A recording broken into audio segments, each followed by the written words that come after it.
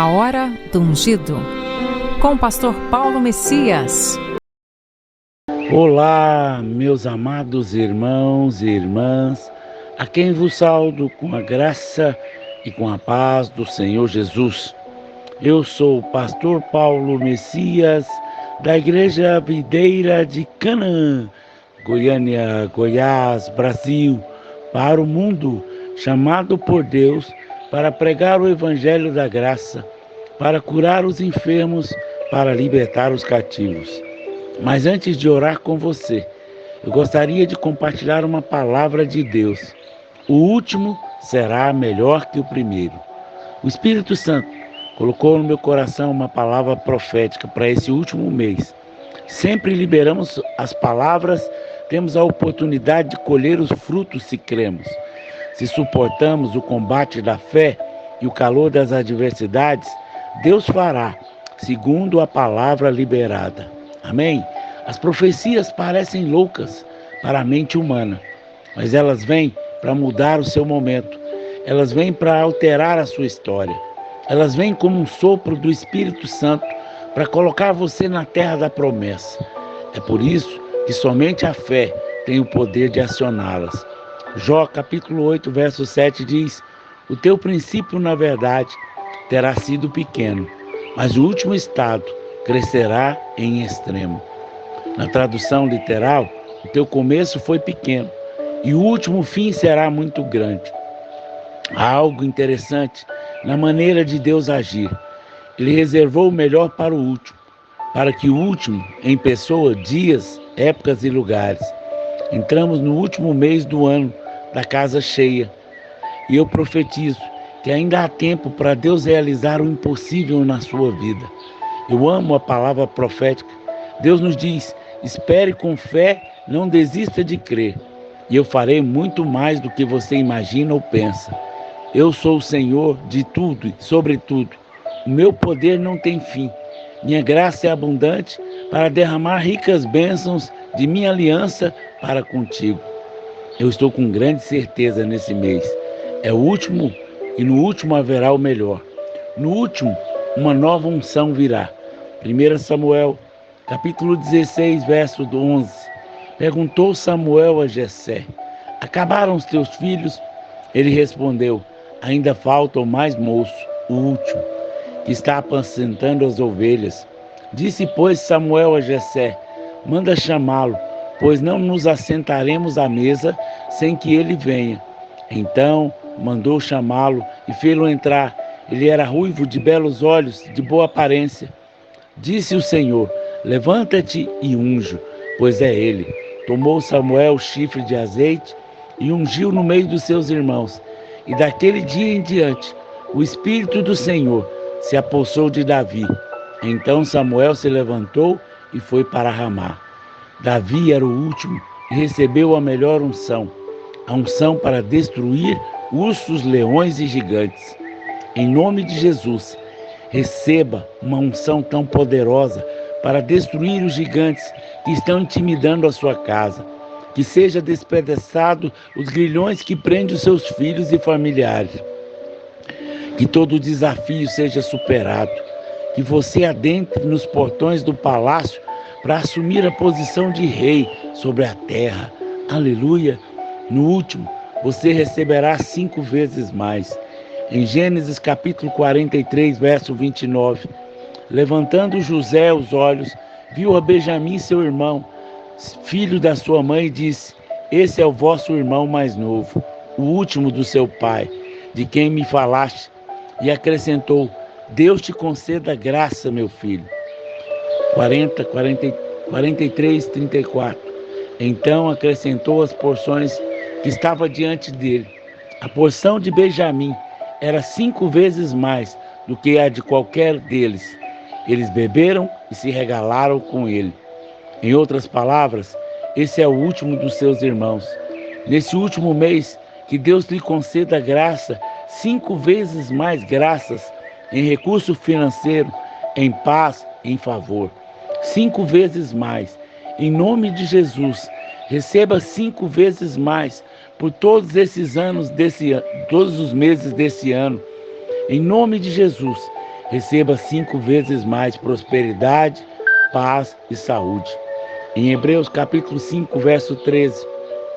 Ora, todo aquele que se alimenta de leite é inexperiente na palavra da justiça, porque é criança.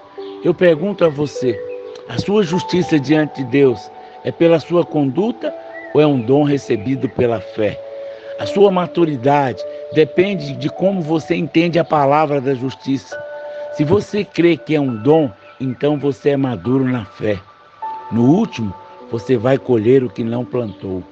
Lá em Mateus 20, 14, toma o que é teu e vai-te, pois eu quero te dar a este último, tanto quanto a ti. Muitos trabalharam arduamente nesse ano, mas se você confiar na graça do Senhor, Ele lhe dará o equivalente aos meses nesse último mês. Isso é incrível, mas possível pela fé. Será um mês de grande colheita. É difícil aceitarmos pela lógica da mente alguém que trabalhou pouco e que recebeu quando os trabalharam muito. Mas isso é graça. Você não plantou, mas colheu. Jesus disse aos seus discípulos em João 4,38, eu mandei vocês colherem onde não trabalharam. Outros trabalharam ali e vocês aproveitaram o trabalho árduo deles. Aleluia! Deus pode dar a colheita, mas o trabalho foi outro. A fé pode realizar o impossível. Creia que o Senhor tem para você. Creia que Ele abençoará o pouco, colocando nas mãos dEle. Em nome de Jesus, que esse mês de dezembro seja o único em sua história. Que Deus mude a sua sorte e introduza em colheitas de negócios que você mesmo não semeou. No último, uma glória maior virá sobre você. Ageu capítulo 2, verso 9.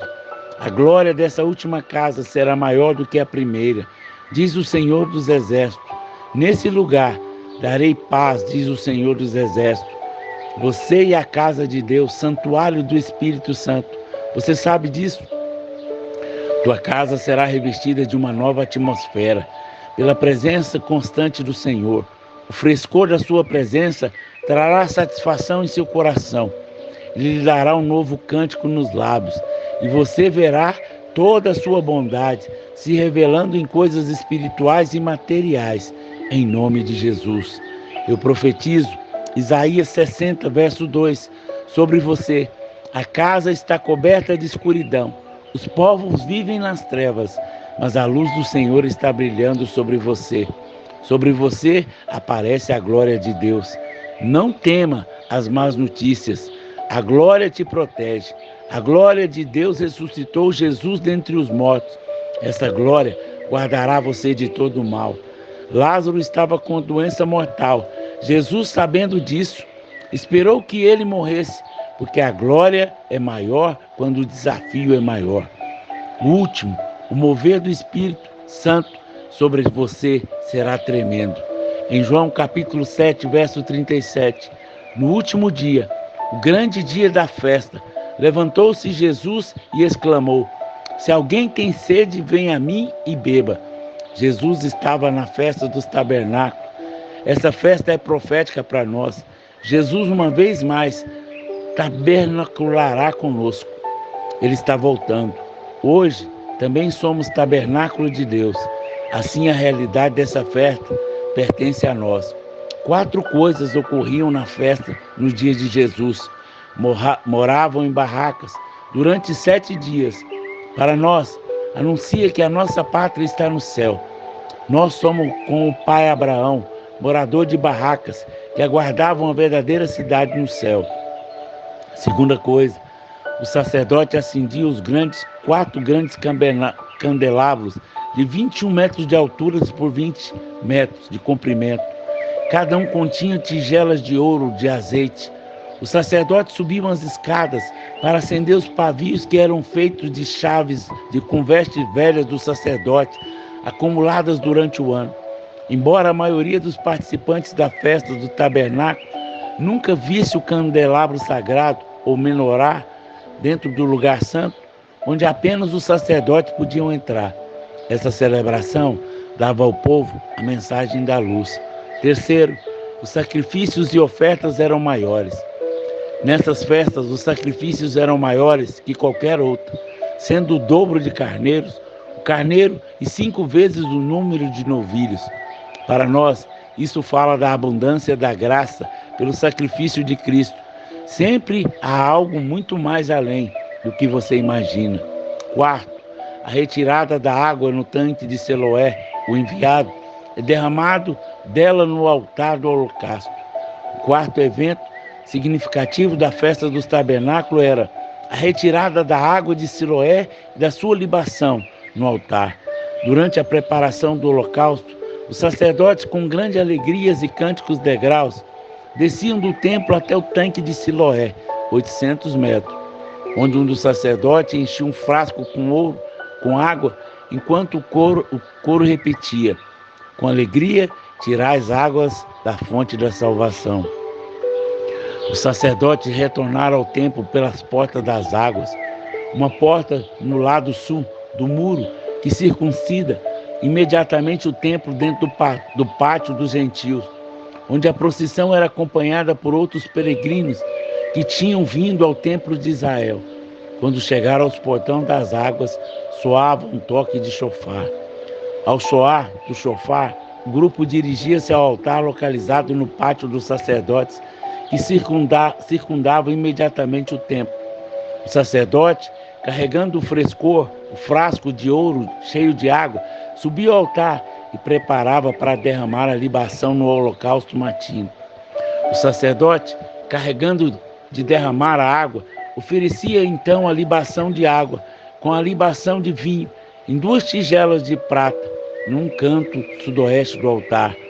Essa cerimônia era acompanhada com grande alegria, e o canto da congregação que circundava o altar era realizada todos os dias da festa, na mesma forma, exceto o 7º dia, o último, quando os sacerdotes circulavam o altar 7 vezes em apenas uma. Todas realidades fascinantes. O tanque de Siloé recebia a água da fonte natural de Gion, que tornava a água de Siloé água viva. O conceito da água viva é que ela tinha que vir diretamente de Deus, das chuvas, fontes puras naturais. O ritual da purificação, segundo a lei, deveria utilizar somente de água viva. O ritual de derramar água viva tinha 2 aspectos: gratidão e súplica. Gratidão pelas chuvas que regeram a colheita e súplica para que novas chuvas fossem derramadas para novas colheitas. O 8º dia de festa, o grande dia de festa, que era um sábado, a cerimônia de tirar o derramar não era realizada.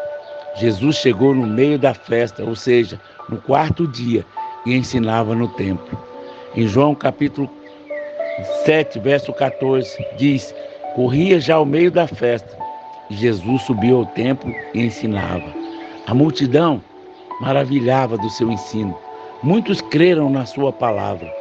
João não descreve o que Jesus ensinava, mas alguns creram que ele era o Messias que há de vir.